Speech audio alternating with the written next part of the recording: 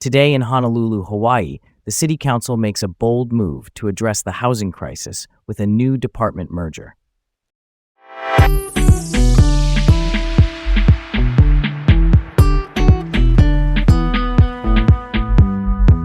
I'm Leah. And I'm Garrett. Welcome to Laid Back Local, the news of the day with Leah and Garrett, coming to you from Honolulu. Hawaii is taking on the giants of the oil industry with a climate change lawsuit. So Hawaii has filed a lawsuit against major oil companies like ExxonMobil, Chevron, and Shell, accusing them of a climate deception campaign that supposedly worsens the effects of climate change in Hawaii. That's pretty cool, right? They're basically saying these companies need to be accountable for misinformation about fossil fuels. And like Hawaii wants to recover costs caused by such climate change impacts. Yeah, looking back a bit from 2010 to 2018, these big companies invested so little in sustainable energy despite all their greenwashing campaigns. Honestly, it's surprising how limited their investment has been in low-carbon technologies. I'm down for holding them to the fire. And then in 2020, there were similar lawsuits led by our own Honolulu areas, but in January this year, the oil company's appeal got turned down by the Supreme Court. All right, let's keep it moving. A courtroom showdown awaits as a woman is accused of murder using a seatbelt. So Patricia Ann McConnell, a woman from Pahoa, is charged with second-degree murder for allegedly strangling her boyfriend with a car seatbelt. It happened on April 24th, and the autopsy confirmed strangulation as the cause. That's a pretty chilling method, right? I mean, she claims it was self-defense, and there's a history of domestic disturbances between them. Yeah, there's more to the story from witnesses, so it'll be interesting to see how this plays out in court. Real talk, it definitely highlights some serious social issues. Let's keep this going.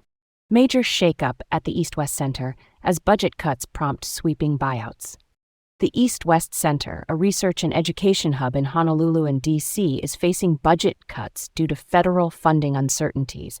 They're offering buyouts to 80% of their staff. Whoa, that's huge! This all started because of proposed budget reductions by the Trump administration affecting the State Department. Honestly, that's got some big implications. Right? Their interim president said they've got a deadline for staff to decide on these buyouts by May 9th. Meanwhile, they've put a freeze on hiring and cut down unnecessary expenses. It's pretty cool how alumni and donors rallied around, raising over $530,000 for scholarships despite all this. Such a solid move. Totally.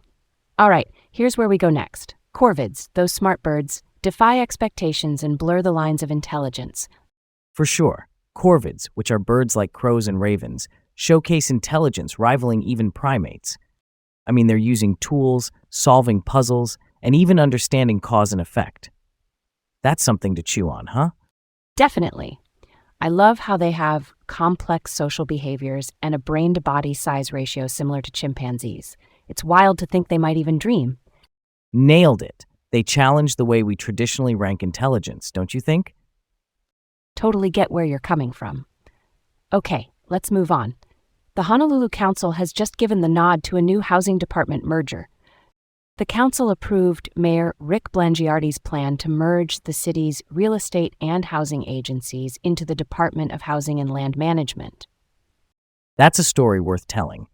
This new department will focus on housing development and finance challenges, aligning with the city's 2025 to 2028 strategic housing plan. Right. It's a big step forward in consolidating resources. Honestly, it's surprising they didn't have a fully staffed housing department for 27 years. Yeah, that really resonates with me.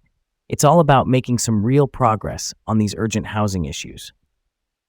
Thanks for tuning in to Laid Back Local, the news of the day with Leah and Garrett in Honolulu.